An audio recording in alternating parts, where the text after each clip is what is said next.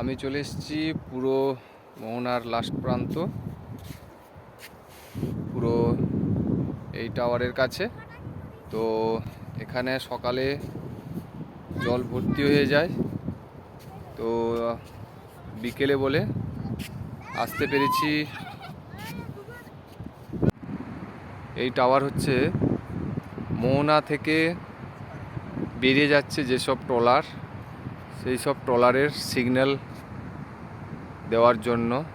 এই সিগন্যাল মেনেই সমুদ্রে বেরিয়ে যায়, মাঝ সমুদ্রে ট্রলারগুলো। এই চম্পা নদী দিয়েই সব ট্রলার বেরোয় মাঝ সমুদ্রে মাছ ধরার জন্য। তো খুব ভালো লাগছে যখন জল ভর্তি হয়ে যায়, তখন এই জলের উপর দিয়েই ট্রলারগুলো বেরোয়।